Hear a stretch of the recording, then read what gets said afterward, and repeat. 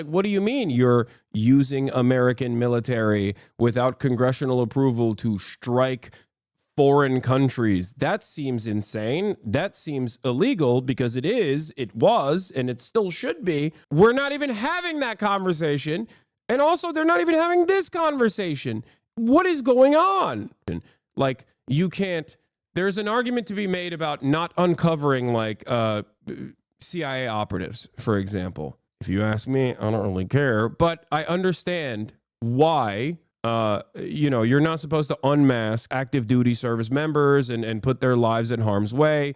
It's a moral, there is also like a moral argument there as well in terms of like, do you want to be responsible for someone getting killed, right? Like that's a thing that you have to think about. One of the best examples of this, of course, is the way that the now disgraced but formerly award-winning journalist Glenn Greenwald, and the way that he went about reporting on all of the information uncovered by Edward Snowden. There were plenty of parts of the Edward Snowden documents that were, of course, redacted. Same with Chelsea Manning. There's always going to be plenty of parts that will be redacted. Okay. Now read your own tweet. What do you mean? I understand that part. Okay. I understand that. When I say dump all the text messages, I'm saying you can redact key aspects of it.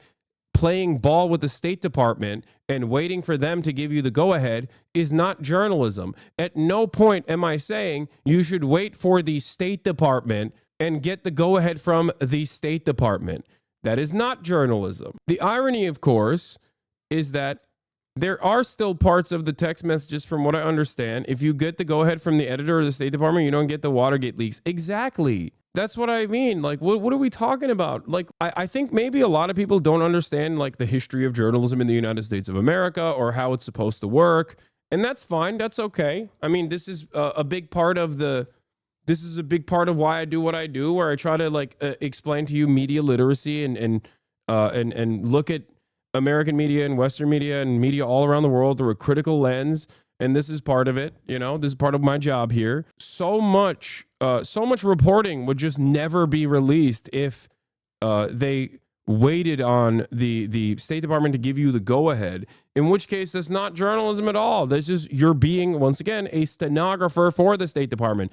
Whistleblowers are supposed to uncover truths that the government wants to hide. It's very interesting that people don't understand this. It's not Jeffrey Goldberg's job to maintain state security. His job is actually to sometimes violate state security. His job is directly supposed to be adversarial to every single person that's in that group chat. You're not supposed to play ball with them, ever. If you are playing ball with them, that means you're not doing journalism. You're doing the opposite. That's why I say he is a stenographer for the State Department rather than one who is directly at odds with it, which is precisely the reason why this conversation now is on the aesthetics and the silliness of the administration, and not necessarily the actions that were being taken here. Bombs will definitely drop. That is extraordinarily sensitive information. And the point that we have been making, and that Jeffrey Goldberg and his colleague Shane Harris make in this report, is if it were not Goldberg in this chat, if it were someone else who could have shared this information with the Houthis, with other adversaries, they would have had access to an extraordinary level of detail about what was just going to happen. But I really do want to highlight some of the new information that we got here about what happened in the wake of this strike, because what we had understood was that Pete Hegseth and perhaps John Ratcliffe, the CIA director, that they had put the most sensitive information into this group chat. Here we have Mike Waltz, the national security advisor. He's also adding some extraordinarily sensitive information into this chat because he gives the group a sense of what happened in the aftermath. He writes that a building collapsed. He actually said that specifically to J.D. Vance, the vice president. He talks about this building collapsing, the fact that they were able to kill what he called the top missile guy who was walking to his girlfriend's building, and it has now collapsed. So this is an after-action report from the National Security Advisor. He praises the intelligence community. He praises Pete Carilla, the head of Central Command. So this is just, again, a remarkable... How can people see the state media as a sign of totalitarianism but want the State Department stamp on all information. I know. It's like people talk about the restrictions placed upon free press in China, and then without a shred of irony will unironically say we need to implement similar structures here in the United States of America. And it's like, how are you?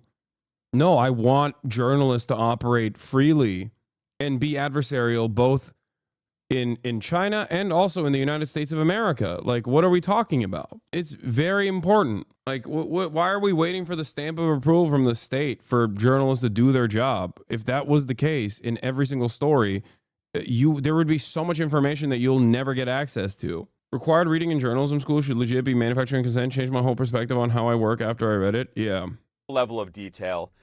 We have heard in the past 24 hours the Trump administration sticking to their guns, saying that none of this is classified information, but that they don't want it out there because they don't want, as Carolyn Levitt said, internal and private deliberations amongst high-level senior staff to be put out there. They objected to this release, but we now have much fuller detail in terms of what was in these text messages on this Signal chat. And of course, guys, this comes just especially this administration, you have no duty to defend them.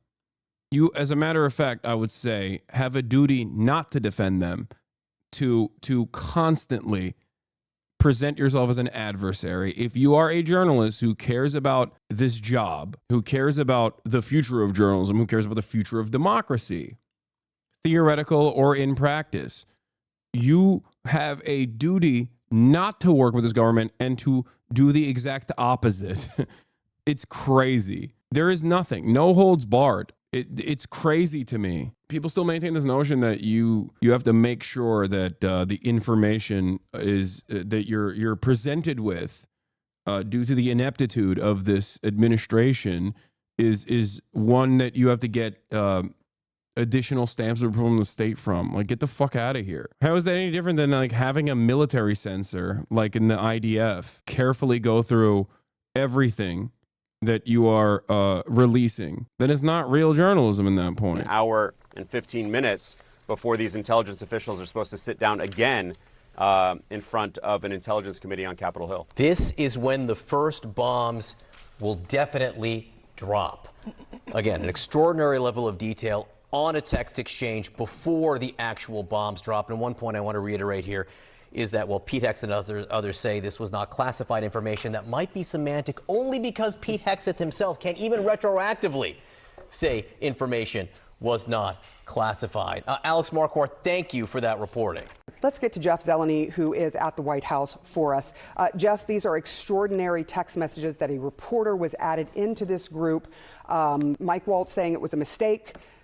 How is the Trump administration and the Trump White House going to explain this? And are you hearing anything from them? Because they have been standing by all of the members of this group, including the Secretary of Defense, Pete Hegseth. Look, Sarah, as you're just saying there, we're getting an extraordinary minute-by-minute look at some of those messages now that The Atlantic has published. In the wake of the president's and others' assistance yesterday, there was no classified information in these, but we're also getting a peek behind what led to the publishing of these. The Atlantic, we're told, as they're writing in the magazine this morning, that they alerted the White House and other national security agencies and said that they did plan to publish and ask if there were any objections. So the White House press secretary is pushing back again this morning, a very familiar page from the Trump playbook, and again attacking the Atlantic, calling it a hoax, going after. They should all be sucking up to the Atlantic, you know what I mean, for not immediately leaking this information, which they should have, in my opinion.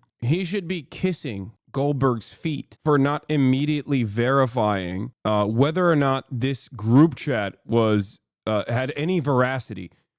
Like, that's another thing. Jeff Goldberg being like, oh, I thought it was a joke. Like, dude, what is wrong with you? You are the editor-in-chief of a prominent legacy media publisher, and you didn't, like, you had this incredible scoop dropped on your feet, okay, placed upon you on a silver platter, and you didn't investigate further. You didn't, like, try to see if these numbers were actually the numbers of the people that you were in the group chat of to figure out whether or not this was a real conversation taking place and then instantly report on it?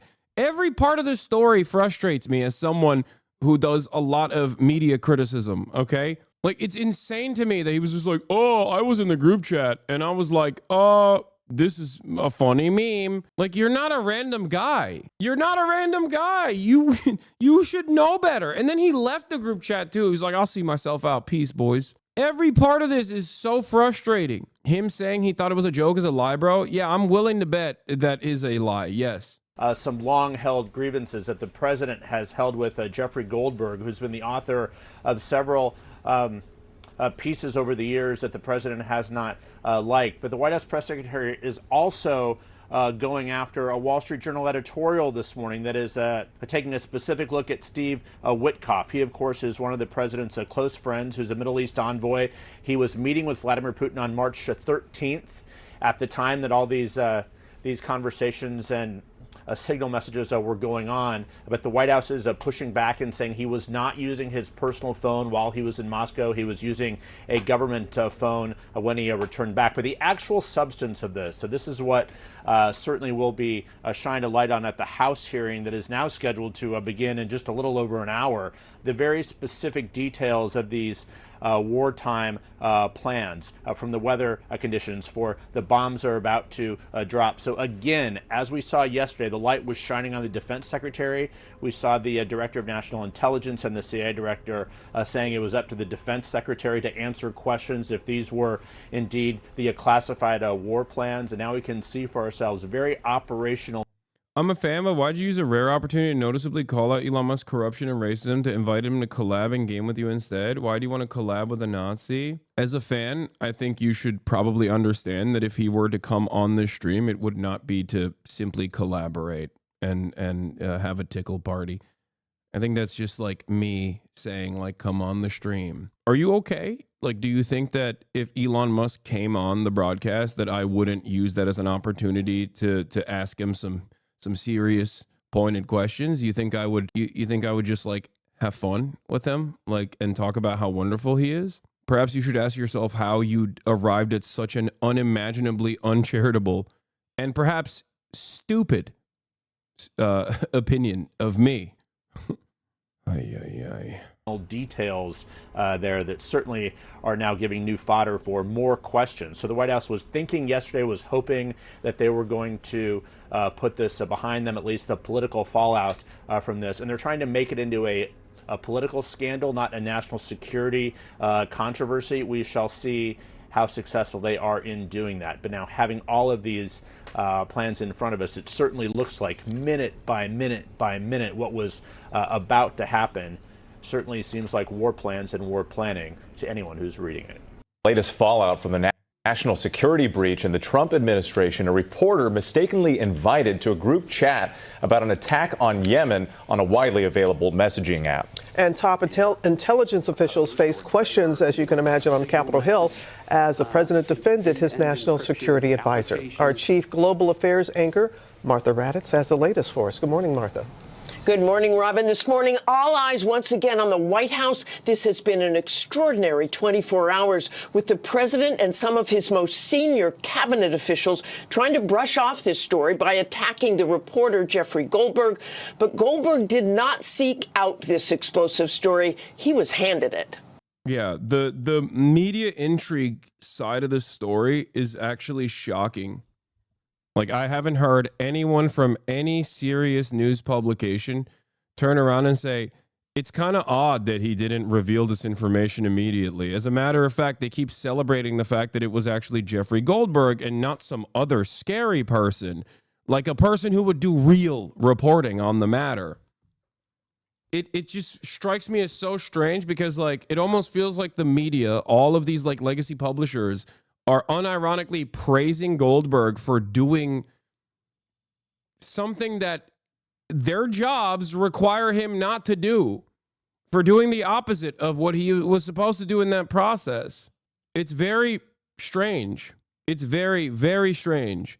This morning, The Atlantic calling the Trump administration's bluff, publishing the entire text chain between the administration's national security team on the operational plan for this month's U.S. attack on Iranian-backed Houthis.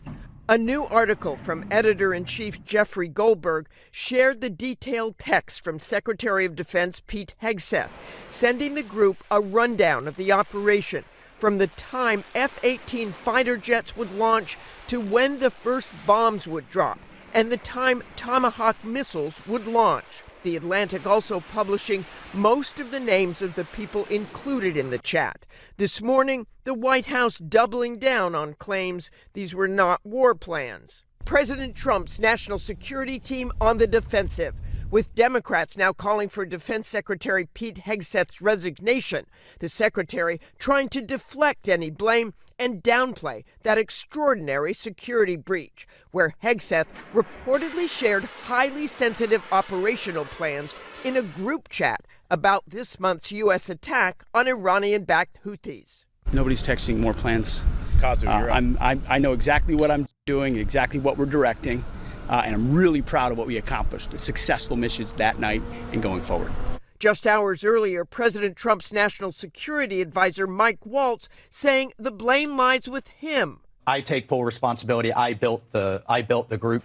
In the White House with President Trump, Waltz unable to explain how journalist Jeffrey Goldberg from The Atlantic was invited into the chat group where war plans were laid out. I've never met, don't know, never communicated with, and we are... How did his phone number get in your phone, big dog? How'd that happen? How? You know? Important questions.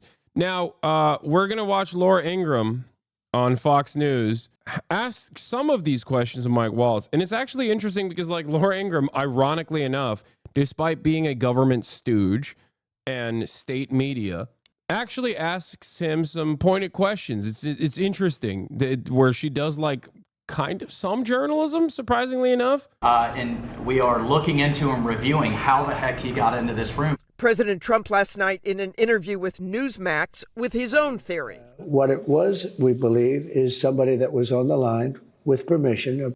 Michael Waltz claimed that he's never met, don't know, never communicated with Jeffrey Goldberg. Here's a photo of Waltz standing next to Goldberg during a 2021 event at the French Embassy. The event Waltz attended, a Q&A with French filmmaker, was moderated by Goldberg. He's right behind him, dude. It's like Elon being like, I've never seen Ghislaine Maxwell. I've never heard of Ghislaine Maxwell. I don't even know what she is. I don't know what she does. I have no idea what she's about to do. Never seen her. Somebody that was with Mike Waltz, worked for Mike Waltz at a lower level, had, I guess, Goldberg's number. This is also funny, okay? This is also pretty funny because even Waltz hasn't gotten his story straight. Like, when this came out, and they had, like, what, 2 days now? The immediate goal should be to find a coherent narrative and stick to it. And because they are so incredibly incompetent, they can't even find a coherent, consistent narrative here. And the part of this that I don't see a lot of people talk about is this. This is illegal. You cannot have disappearing messages in 4 weeks when it's the Principals Committee having private correspondence over classified war plans. You can't talk about striking a foreign nation, which, by the way, still at a certain point in time required congressional approval. Okay, we are so far past that point. I'm not even going to get into it because they're declared a terrorist organization, so you can do whatever you want, and there's no congressional approval necessary. But, like, at a certain point in time, this would be the main conversation. They'd be like, what do you mean you're using American military without congressional approval to strike foreign countries? That seems insane. That seems illegal because it was, and it still should be. We're not even having that conversation. And also, they're not even having this conversation. What is going on? It's wild how the standards have shifted so dramatically. They're gone. It's eroded. There's nothing. There's no oversight whatsoever. You got a bunch of dudes in a group chat with their personal phones with disappearing messages going, yeah, we should strike this place next. Yeah, hell yeah. I didn't even look to see who else was in this group chat. I'm sure it's fine. It's copacetic. Let's go.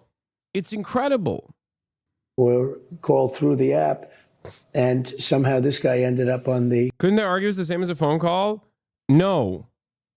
Okay? Because, again, phone calls like this are supposed to be done with, are supposed to be documented. You can't do that on a phone call either. You're not, like, there are places where you can do this sort of, there are places where you can have this sort of back and forth, this sort of communication through a secure line with all of the conversation being documented. You can't just do it via text message. What do you mean? You might as well tweet it out, you know? Hey, man, let's just have this convo in broad daylight on Twitter. Let's have this back and forth on Twitter. We'll do a Twitter comms for it. It's ironic because there are chatters in this community that have security clearances. They all know that if they were to do something if they were to do something that is like a fraction as bad as what these guys did, they would be put in prison. They would lose their security clearance, they would lose their job, and perhaps they would be facing prison time. Because for normal people, you go to jail for this. This is not just like a minor violation. This is a major violation. Call. Goldberg says it was Waltz himself who added him to the chat on the app Signal, where he says he saw texts from Hegseth that laid out specific war plans, saying the plan included precise information about weapons packages, targets, and timing. There was no classified information, as I understand it. They used a app, if you want to call it an app, that a lot of people use, a lot of people in government use, a lot of people in the media use. Signal is an encrypted commercial messaging app, but it's not clear to transmit classified information or presumably highly sensitive war plans. Yeah, here's the video. A leaked private training video from ProPublica that uncovered the. Hold on, how do I? Yeah, so that's where things get really tricky as a political appointee. Here. And you mentioned emails a lot, but Michael, what are other records? Do Signal chats count as records? Yeah, so that's where things get really tricky as a political appointee, especially, for those who've never worked in federal government before. There's plenty of apps and other messaging platforms out there, whether it's deleting messages, encrypted communications, or whatnot. But all the agencies under the federal government are governed by certain records retentions policies. So you have to be careful with whatever agency you're working at, that you're following those policies. That's another way that political appointees get into trouble sometimes, is they're using these encrypted chat platforms or self-deleting messages, and they are, in some sense, violating the law by deleting those. Because if you're conducting official business, whatever communication was transmitted to conduct that official business, that's a federal record, and it needs to be properly retained so that someone can request it under FOIA. And you mentioned emails a lot, but Yep. Michael. They know. Of course, it's illegal. Yes, it is totally not allowed. Big time. Okay, it's super illegal. You can't do that. There needs to be proper documentation. Like, even if it's not made public, it needs to be in the public record. Albeit the classified parts will be redacted, but you need to go back and be like, why did these guys make these decisions? Is crazy. Ironically enough, half of the conversation about like Hillary's butter email scandal was about this. National security officials are told to. Trump was like, lock her up. Talking about Hillary Clinton, which, oh God, it would have been so sick if he actually had done that, but he's a coward who lies about everything, including all the good things that he was supposed to do. But, this is what the butter emails was about. The butter emails was literally this. to rely instead on secure rooms at the White House and elsewhere. I gotta pee. In 2021, a Pentagon internal watchdog report found Signal to be an unauthorized means of communicating sensitive information and breached the department's records retention policies. But even though the Trump administration is trying to deflect blame, Democrats on the Hill are pressing for accountability, grilling intelligence officials on Tuesday. This is utterly unprofessional. There's been no apology. It's an embarrassment. Senator, you need to do better. You need to do better. Demanding answers from the Director of National Intelligence, Tulsi Gabbard, and CIA Director John Ratcliffe, two officials who were on that signal chain. The growing scandal even has some Republicans breaking ranks with the administration. What do you make of the White House saying that no war plans were shared, criticizing the reporter? That's baloney. I don't think they ought to just be honest and own up to it. Gabbard and Ratcliffe will be back on the Hill today facing more questions, and the controversy could grow. The White House confirming this morning that Elon Musk's team is now involved in efforts that the White House says will make communications more secure and efficient. Robin? So many layers to this story. All right, Martha, thank you. Joining us now, one of the principals who was on that Signal chat, National Security Advisor Mike Waltz. Advisor Waltz, thank you for joining us tonight. The president expressed complete confidence in you today and his entire cabinet. But how did a Trump-hating editor of The Atlantic end up on your Signal chat? You know, Laura, I'm not a conspiracy theorist, but of all the people out there, somehow this guy who has lied about the president, who has lied to Gold Star families, lied to their attorneys, and this Trump hater, how did this Trump hater get on the fucking group chat, Mike? It's so funny. It's just... She's like, why not me? Why do you got the Trump haters in the group chat? I would like to be in the group chat. I mean, Pete's my colleague, for fuck's sake, right? The DOD, the head of the DOD is literally my former colleague. Put me in the group chat. Laura Ingraham, I'll give you my phone number right now. I'll airdrop it to you. Gone to Russia hoax, gone to just all kinds of links to lie and smear the president of the United States, and he's the one that somehow gets on somebody's contact and then gets sucked into this group. Is someone in your intel? Is someone in your intel team trying to cause trouble here? Because that's the scuttlebutt out there. Look, that we have people. No, look, this is a great group. The president has a great team. This is not first term. No, your team. I'm not talking about the other principals. No. These were principals and a couple of staff that were coordinating, as you saw, having a policy discussion as we went forward, and then just in the days before what was an incredible strike. Not only did we take out people that the Biden team never could, that we took out headquarters, missile caches, and actually... This is also complete nonsense.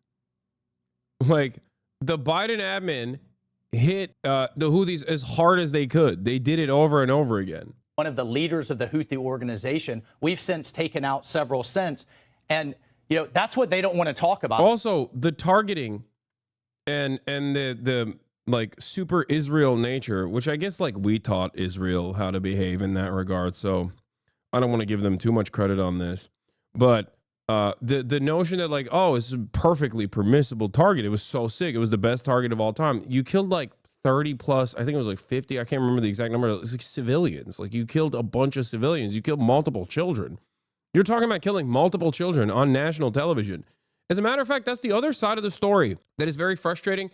For someone like myself, where I look at this situation and I'm in awe of the fact that like obviously Laura Ingram's not going to do this, but like no one in the media is going, hey, they killed a bunch of kids in Yemen, in the poorest nation on the planet, like without congressional approval, with like in a private group chat, like every part of the story is just completely messed up.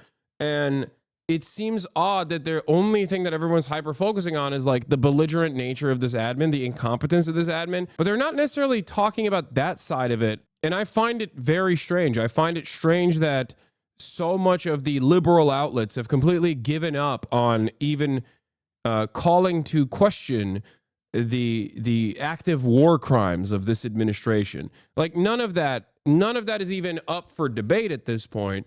we're just all on board with it, and that's perfectly fine. That's perfectly normal. Like, of course you're going to kill a bunch of kids. Because if I recall, even under Trump 1, right? Even under Trump 1, when there was a lot of back and forth about all the stuff that Trump was doing, I remember when the Saudi coalition forces that were backed by the United States of America, that were using American targeting systems and using American munitions, when they dropped a bomb on a school bus and killed a bunch of children, that made it into national news. People were talking about how unacceptable that was, that was kind of crazy that happened. And it's weird because it's Trump too, and he's directly doing that, and no one is going, hey, we killed a bunch of kids. Like, the American government just killed a bunch of kids in the poorest nation on the planet. What's going on there? That's crazy. Also, congressional permission for military action hasn't existed in my entire lifetime, law. I know. I'm a little bit older than you guys, so I know that. I mean, I was a baby at that point, but there was a point in time when people used to say, at least in the media, like, hey, you need congressional approval for this kind of thing. Why are you doing that? Why are you doing that without Congress? So post 9/11, we've completely dropped the ball on demanding that there is multiple authorities that must give approval before the executive office decides unilaterally on making decisions like this, because it's against terrorism. That's why terrorism as a designation is a vague one intentionally, and one that is so damaging in general. It's also ridiculous that collateral damage is not even called into question here. Like, or the very fact that we're bombing these people at all. Like, there are numerous points that someone like myself, cannot wrap his head around before we get to the incompetence of the admin. And everyone seemingly is talking about the incompetence of the admin. And maybe some people in this chat will say, Hassan, this is a good point of attack that unites liberals. Sure, fine. But we're not even scratching the surface if that's all we talk about. If all we talk about in this process is that these guys are stupid and they leaked this information, then you're not even having a real discussion over numerous other violations, right? Like, the question should be, should we be killing children? Should we be bombing Yemen? Is the answer yes to that question? Should we be doing it without congressional approval? Is the answer yes to that question?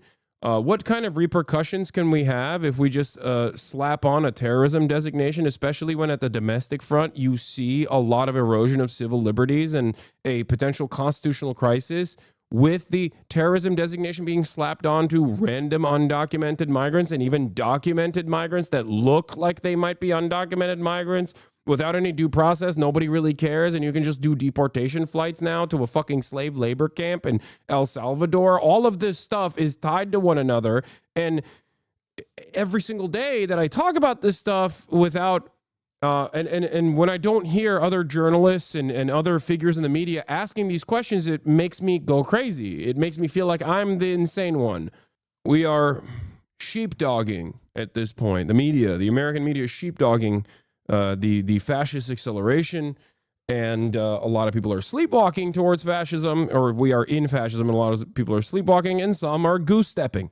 Yeah, Rashida Tlaib said something along these lines, and a lot of people yelled at her for it. She said more heat for using a group chat than for the bombing itself, and everyone got mad. Denaturalize and deport Rashida Tlaib, says Max Nordau. Muscular Jew, the Nexus of Florida content. I'm pretty sure this guy's not Jewish, by the way. Am I wrong? Didn't this guy get unmasked for being like a British guy, a British Christian guy? Is that the same guy? Am I thinking? This guy is he says he's muscular Jew, but he's not Jewish, I'm pretty sure. Or not muscular either. Yeah, he's some Christian dude. Rashida Tlaib. The common thread here is that the government can designate anything terrorism or anyone a terrorist, and they can do whatever they want, and it's horrifying. I know. Yeah. Okay. Oh. Anyway, let's get back to this idiot. They don't want to talk about the success here. They don't want to talk about the hostages getting released. They don't want to talk about the Black Sea ceasefire that we just put in place today as the president ends the largest land war in Europe, or the border. Yeah. They don't want to talk about our many accomplishments. It's like, yeah, they don't want to talk about any of that because, well, you know, the story in and of itself, at least from the perspective of Laura Ingraham and many others, is like, how did you let this happen? Or the fact that Panama just kicked China out of the canal, and success after success after success. So they want to focus on this. It's embarrassing, yes. We're going to get to the bottom of it. I just talked to Elon on the way here. We've got the best technical minds looking at how this happened. But I can tell you for 100%, I don't know this guy. I know him by his horror. Yeah, see, Matt Duss is correct on this. Executive Vice President of CI Policy, co-host of Undiplomatic Pod, former Foreign Policy Advisor for Senator Sanders. Matt Duss and I might have some disagreements from time to time. He's been wanting to come on the stream, by the way. I should have him on the streams soon. But he's absolutely correct on this. Rules of engagement that permit destroying an entire civilian apartment building to kill one alleged terrorist is a part of Joe Biden's legacy. It's still a war crime, though, and Waltz's text is a confession. This is like, weirdly enough, not a aspect that they're talking about. And it's very weird that the media is not covering that angle at all. Like, it's just without question. Of course that's going to happen. Of course. You know, what do you mean? Duh, obviously we're just going to blow up entire buildings on a foreign nation that we're not actively at war with. Like, what are you talking about? What's it to you? And this is post 9/11 work for the most part. Barack Obama participated in this pretty aggressively, and so did Donald Trump the first time around, and so did Joe Biden. Just so you understand. And the text message itself is Michael Waltz saying, typing too fast, first target, their top missile guy. We had positive idea of him walking into his girlfriend's building, and now it's collapsed. JD Vance responds, excellent. Michael Waltz does the punch emoji, American flag emoji, and fire emoji. That in and of itself is a direct admission of a war crime. CENTCOM also lied and said that there were no civilians on top of that, which is ironic because we have no credible evidence. Sorry, the audio is really low. I don't know why, but he says there's no civilian casualties, no indications of any civilian casualties. We of course have seen some accusations about the Houthis. We look at those, but we don't trust them. And that right there is a lie. It's important. I'm glad that this text message group chat is revealed, because this should be an educational moment for you. Oh my God, the Pentagon spokesperson is lying to the American public, is lying to the NatSec reporters. How shocking. How shocking. Turns out he was lying. They knew that they were hitting civilians.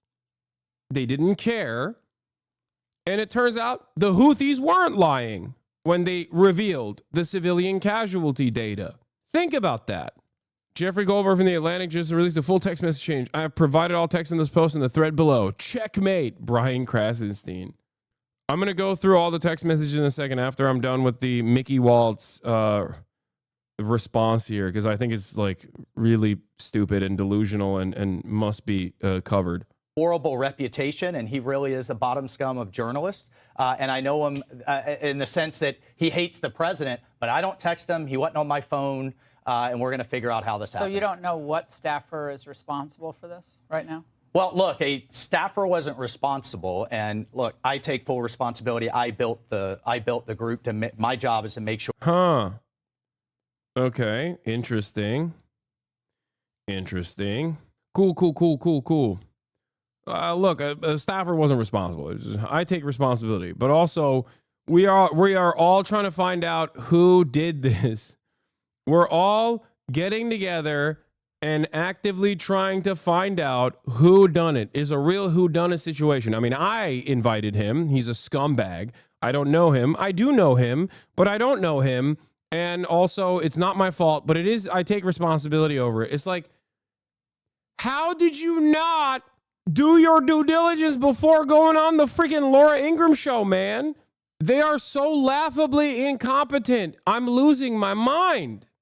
It's like they just don't, I guess they don't need to be competent at all, because everybody's just kind of letting them do all of it without any sort of pushback whatsoever, Trump wants to know, why did you have his number in the first place? That National Security Advisor Mike Waltz had the Atlantic Editor-in-Chief Jeffrey Goldberg's number saved in his phone in the first place. Nice. I'm glad that Trump has his eyes on the prize here. You guys are doing group chats without me, and you're inviting Jeffrey Goldberg, who is very bad and very wrong, without inviting me to the group chat. What's going on?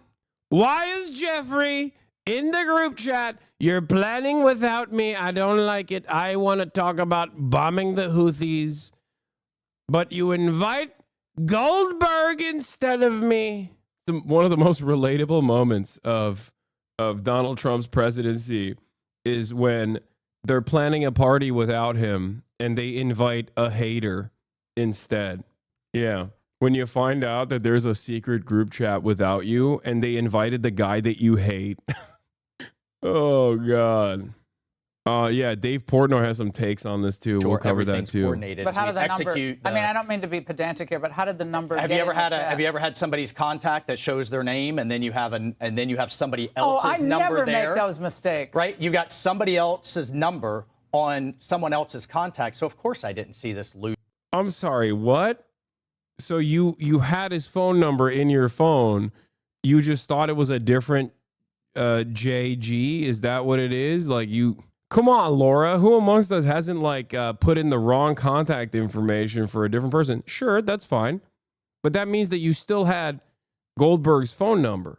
Loser in the group. It looked like someone else. Now, whether he did it deliberately or it happened. He did it deliberately. Goldberg did it deliberately. Like he got someone else with a similar enough name that's supposed to be a part of the principal committee group chat to give you his number instead, because you added him.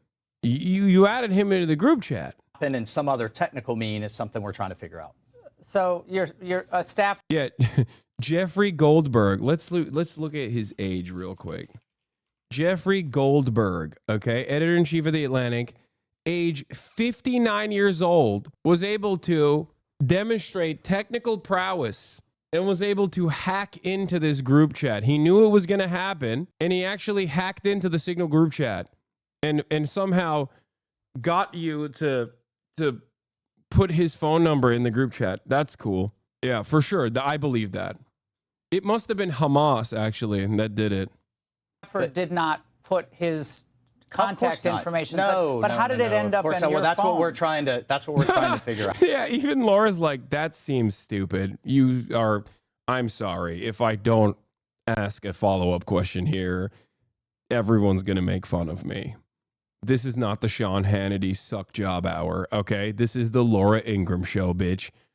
Get your ass out of here. I'm gonna ask a question, a follow-up question to what you just said, because what you just said is fucking insane. Like, dude, come on. Something we're trying to figure out. So you're a staffer didn't. Like, even she's like, what? I'm sorry. So you're not even, like, this is her literally being like, just say it's a staffer, you fucking idiot. Okay, say it's a staffer. Blame a staffer. What's wrong with you? She's like, so it's not a staffer? So you're saying that you put his phone number? What's not put his contact information? No, but how did it end up in your that's phone? What we're trying to figure out. Okay, but that's a pretty big problem. That's what we've got the best technical minds, right? That's disturbing. And that's where, I mean, I'm sure everybody out there has had a contact where it was said one person and then a different phone number. But you've never talked to him before, so how's the number on your phone? I mean, I'm not an expert in any of this, but it's just curious. How's the number on your phone? Yeah, how did that happen? I mean, dude. Like, Mickey, Michael, what are you doing? What are you doing? I mean, this is the Onion meme of like, why do all these gay guys keep sucking my penis? Like, what do you mean? We're all trying to find out who did this. Who's the guy? Who's the guy who did this? I mean, it was me, but like, I'm trying to figure out how, I'm trying to figure out how this kept happening. It's just weird. I don't know. Well, if you have somebody else's contact and then somehow it gets someone sucked sent in, you that it gets contact. sucked in. Was there someone else supposed to be on the chat? Real technical term from National Security Advisor Mike Waltz. it just gets sucked in. Wait, I'm sorry, this, what? But it's just curious. How's the number on your phone? Well, if you have somebody else's contact and then somehow it gets someone sucked sent in, you that it gets sucked in. It gets sucked in. It got sucked in, dude. It was a good suck. That's the man. That's the problem. It just, sometimes it just gets sucked in, dude. It be like that. It do be like that. I never thought about that. How it gets sucked in sometimes. LMFAO sounds like me lying to my boss at 17. Yeah. It is tremendous and quite revealing, actually, that these dudes don't even care to come up with a coherent narrative here. Okay? There's none. They didn't even care to do so. He just went on Laura Ingraham and was like, I'll freestyle. It's fine. Like, what are you doing? This guy is the fucking head of the oh my God. National Security Advisor Mickey Waltz, okay? Like, he just didn't even think. Like, a child with a bad grade from a quiz puts more forethought into lying to their parents than Mike Waltz is doing right now. That is crazy. Was there someone else supposed to be on the chat that wasn't on the chat that you thought was on the chat? So the person that I thought was on there was never on there. It was this Who guy. was that? What person? Well, I'm not. Look, okay. Laura, I take. Oh, I'm not at liberty to discuss that. Come on. As you know, Laura, I care quite a bit about classified information and who gets to hear it, as you can tell, which is why I'm here right now explaining to you that my phone number or Jeffrey Goldberg's phone number got sucked in. That's classified. I can't. I famously care about classified information and not revealing, classified information. Come on, Laura. You can't answer that. I take responsibility. I built the group. If only you and I were in a group chat on Signal, then I could tell you who the person was. But here I can't do that. Okay. So but look, that's the part that we have to figure out. And that's the part that embarrassing, yes. But Pete and I like that because they don't have a coherent narrative on this issue, by the way. Like, they didn't even bring in the troops together and be like, this is what we're going with. Instead of doing that, they're just all saying whatever first comes to mind. Like Tulsi Gabbard, head of DNI, okay, as soon as the story came out, was like, all of this information is classified. We're going to prosecute whoever leaked it to the full extent of the law. These are leakers. And then immediately after, like, actually, none of it is classified. What? Classified information? All this stuff is perfectly above board. But also, it's really inappropriate that they covered it. And it's like at what point, like, you should have immediately figured out that this was happening and come up with a coherent narrative as to why this was, either not a big deal at all because it's not classified, or a very big deal and it is classified, and a staffer should be your fall guy. I can't believe I'm giving notes, and I assume that eventually this is what they're going to arrive at. Okay, their cover story is going to be, a staffer accidentally put this person's phone number on my phone, and then they accidentally added this person thinking it was someone else. Okay? That's most likely going to be the narrative. But if I could come up with that right now on the spot, like, how did you not figure that out ahead of time? Like, actually, like, why didn't you just say it's a DEI staffer? We had a DEI staffer that was a holdover from the previous admin, and that DEI staffer did this. You know how it is. You know how these these DEI staffers are. She was a woman. We fired her. Make the staffer fall on the sword. I are veterans. Like, chatters who come in here, say some dumb shit, get banned, have better apology forms, okay? When they're like, I was drunk and my cat was also drunk and the cat ran over the keyboard. That's like a better fucking narrative than what Mickey Waltz is coming up with here. What the fuck? We know these operations. He has been an excellent Secretary of Defense, and this was an operation that, it amazes me. I guess the Democrats were fine to leave all the sea lanes shut down. We're fine to have destroyers fired on dozens of times by this terrorist group, and fine to have Iran keep supplying them missiles. that was okay. The president takes decisive action. These guys are such fake friends, by the way, because the Democrats do everything in their power to be as violent and as ruthless as possible, and they still call them pussies. So it should lead you to understand that the Democrats aren't ruthless and violent because when it comes to their foreign policy, because they're worried about like the right-wing backlash or whatever. They're doing it because they like it. Okay. They do it because they enjoy it. They do it because they like it. They do it because they serve the same exact masters. And that's it. And now we're seeing some real success in taking down their air defenses, opening the sea lanes, taking out their leadership. We don't want to talk about that. We want to talk about this. Now, the Atlantic told us in part that attempts to disparage. By the way, Laura bringing it immediately back to the main point of contention that she wants addressed, which is crazy. This is the most journalism I've seen from Fox News. Ironically, more journalism than even fucking Goldberg at this point. Like, she's like, nah, okay, well, here's the Atlantic. Here's what the Atlantic said. Well, I don't care about the shipping lanes. Okay. How did this happen? Here's what the Atlantic said. Now, of course, that moment of journalism is going to be short-lived. You'll see in a second. Discredit us and our reporting, follow an obvious playbook by elected officials and others of power who are hostile to journalists and First Amendment rights of all Americans. They're saying, don't blame the messenger. Your response to them?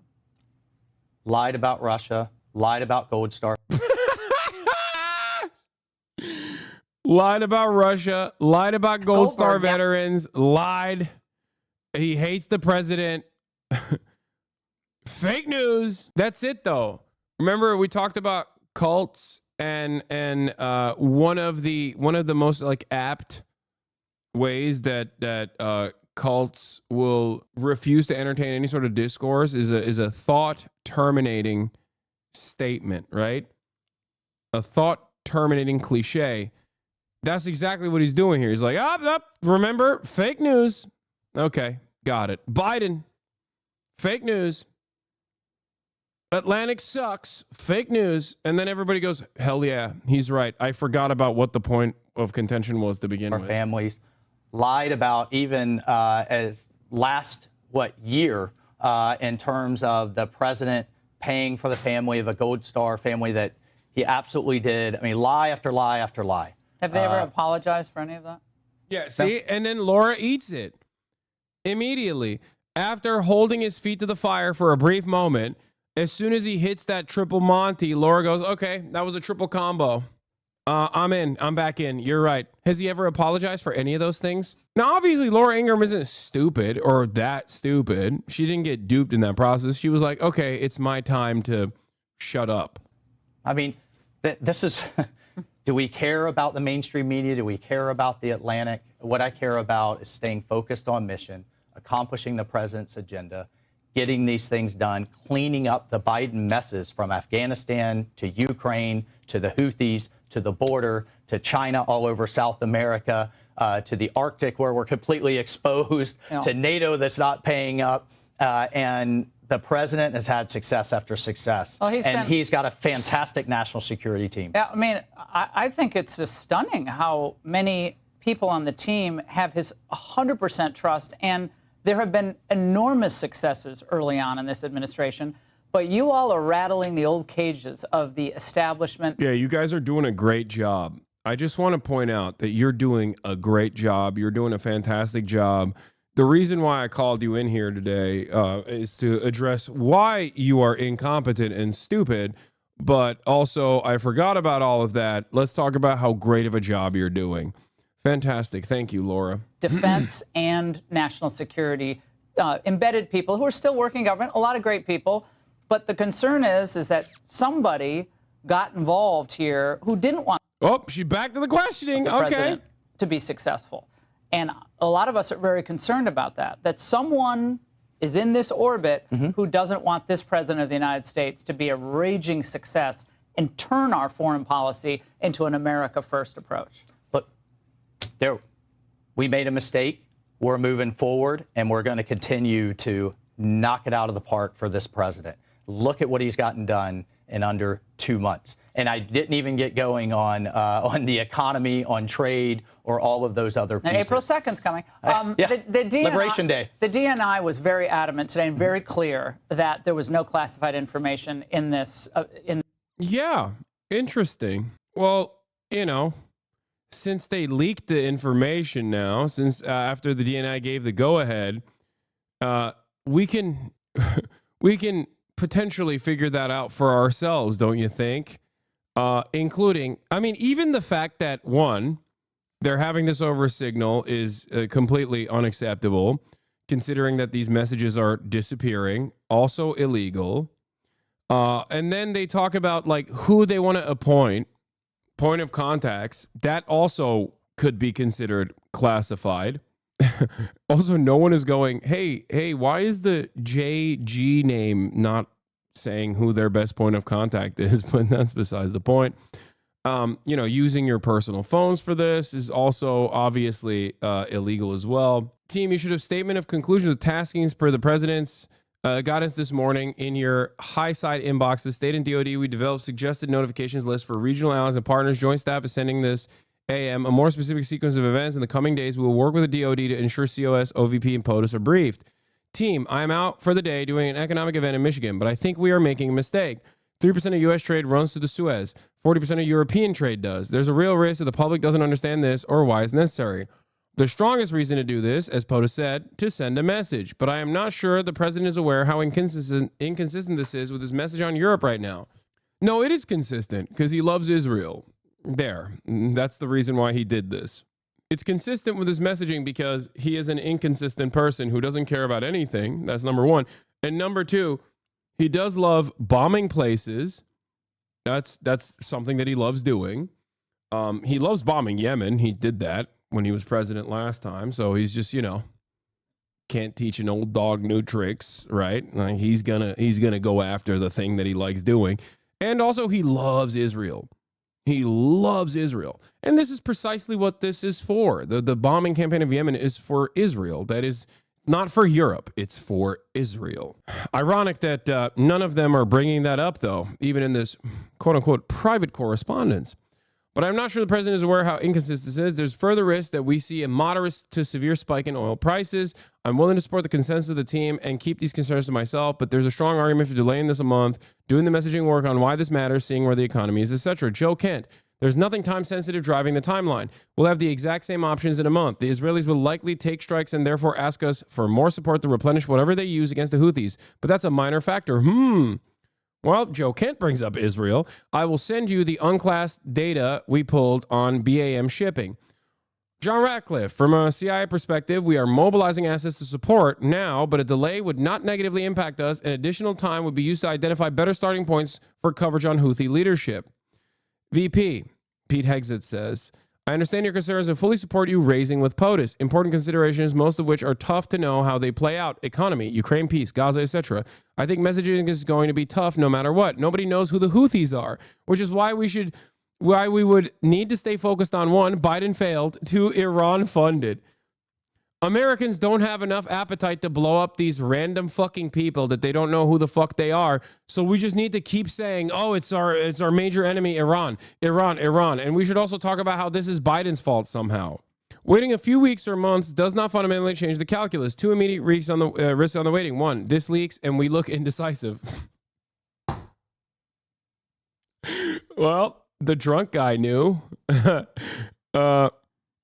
Two, Israel takes an action first, or Gaza ceasefire falls apart, and we don't get to start this on our own terms. We can manage both. We are prepared to execute, and if I had final go or no-go vote, I believe we should. This is not about the Houthis. I see it as two things. One, restoring freedom of navigation, a core natural interest, and two, reestablish returns, which Biden cratered. But we can easily pause, and if we do, I will do all we can to enforce 100% OPSEC. I welcome other thoughts. Interesting. Why would the reporter actually report this now, though? Why not earlier, or why not later? Because the reporter is not a real reporter at all.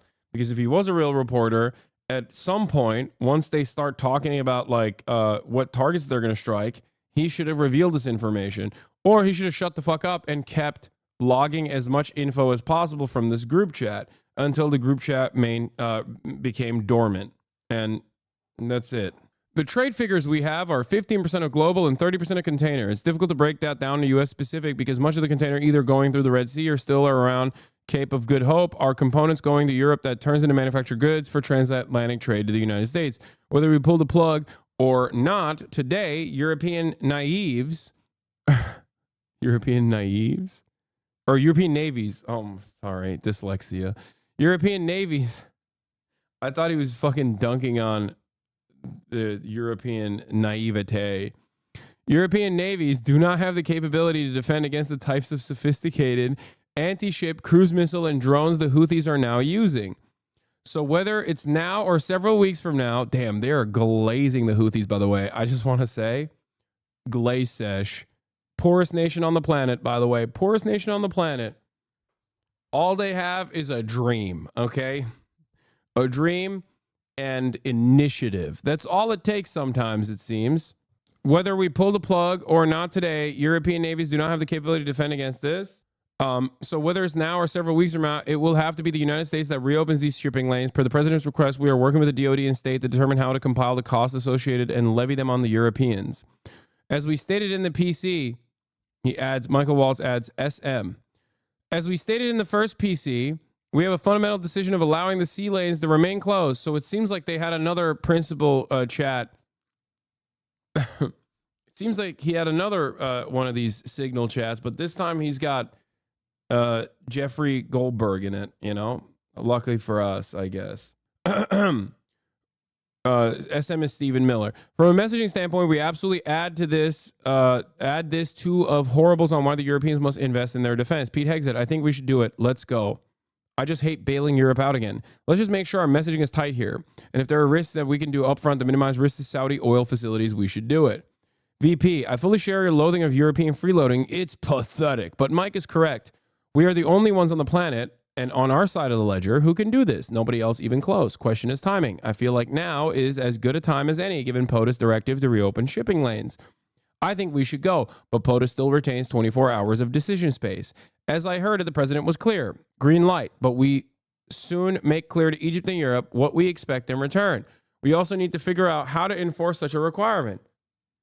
If Europe doesn't remunerate, then what? If the U.S. successfully restores freedom of navigation at great cost, there needs to be some further economic gain extracted in return.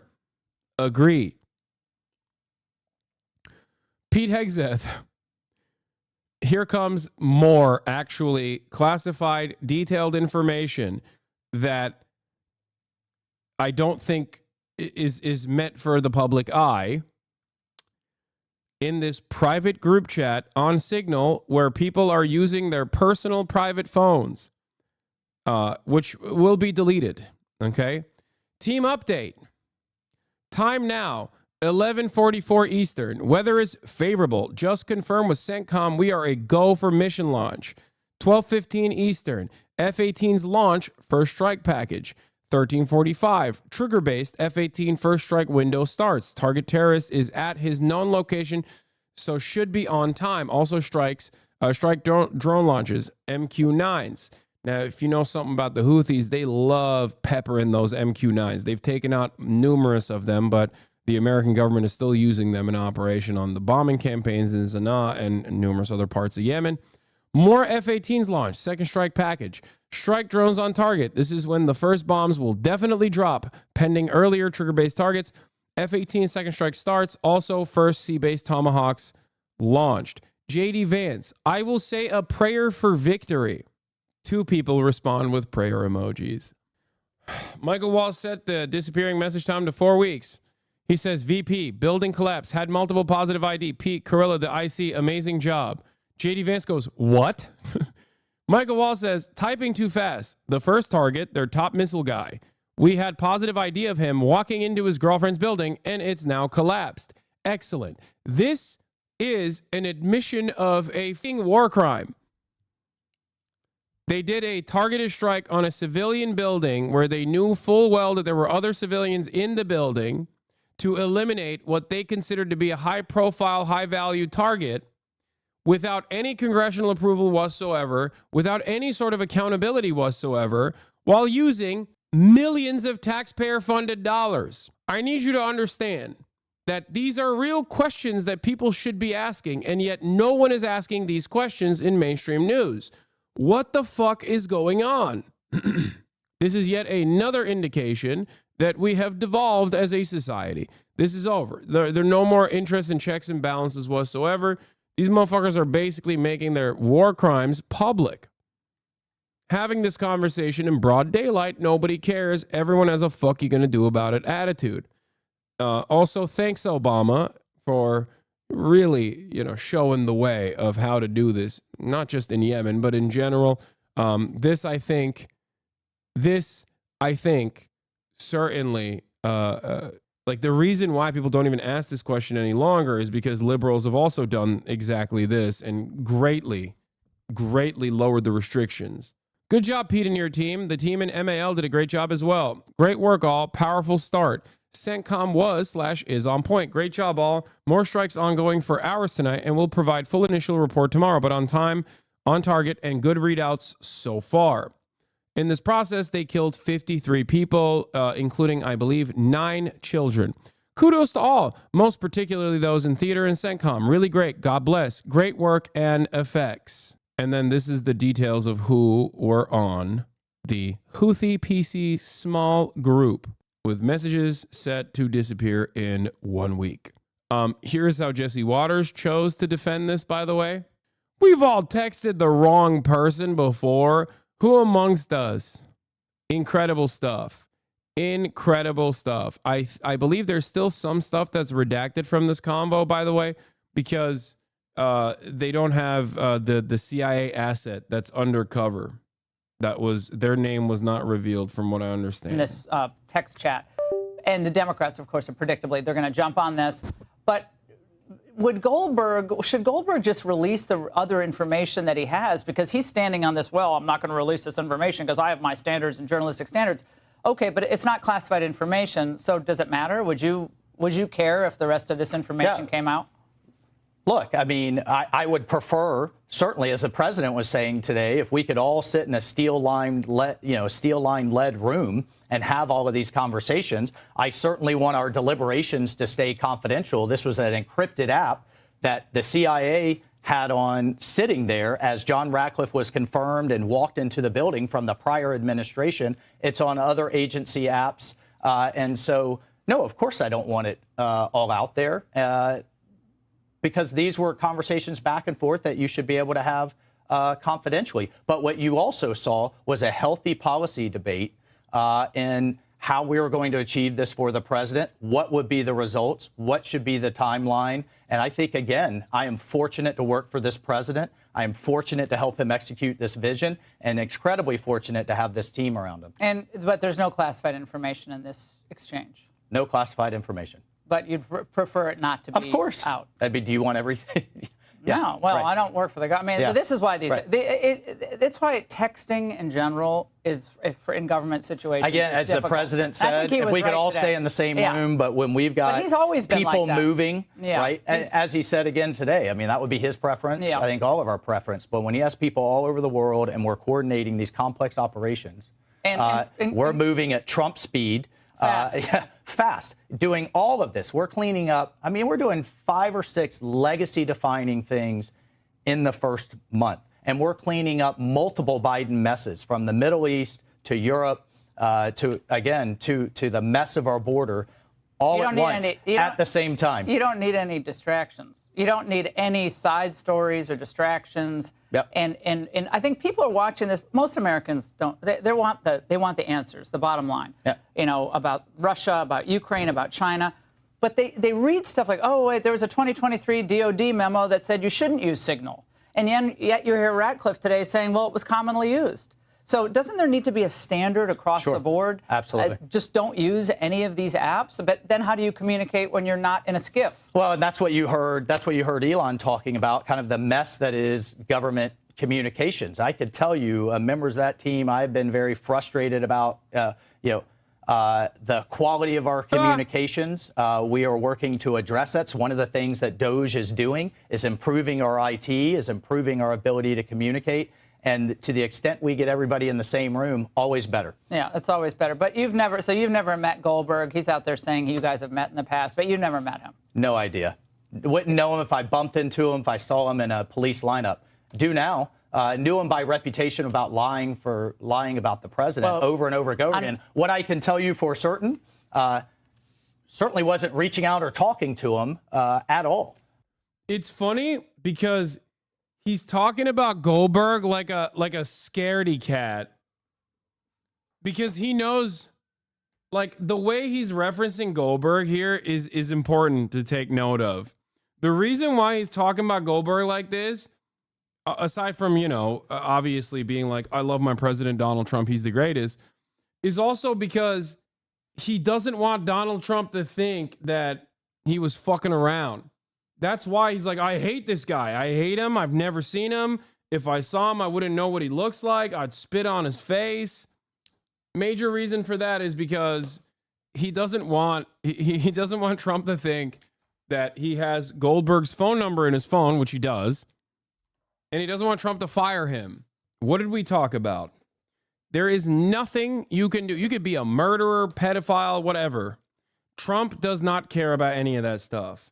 But what you can't be is disloyal, or even have the mere appearance of disloyalty. Because the very moment that Trump thinks you're a disloyal person, it's done. You're cut. You no longer have that sweet job that you dreamed of having your whole life, okay? He will take that away from you so quickly. So that's the reason why he's like constantly addressing that point. He's like, no shot, no shot, no shot. Why would I? Yeah, well, he's been one of the most vociferous, vituperative so-called journalists out there in the Atlantic. Well, near and dear to my heart as a veteran is lying about Gold Star families who love this president, veterans who love this president, and are thanking God he's president and commander-in-chief once again. And then you have a defense secretary who this morning I was talking to is working out with the Navy SEALs out in Honolulu, leading, improving morale, improving recruiting, improving lethality, and working with DOJ to improve efficiency and get our warfighters back to meritocracy mission focus. I mean, again, Laura, this team believes in this president. This team likes each other, knows each other, is working. Was there a mistake? Absolutely. We're going to improve it. We're going to fix it. And we're going to move forward to achieve the president's agenda. Why was Bessent on this text chain? I was curious about that. There's just like little things like, why would Scott Bessent? Because you have a sanctions regime. This is, again, right? You had Biden just literally, they would swarm our destroyers with drones, cruise missiles, UAVs.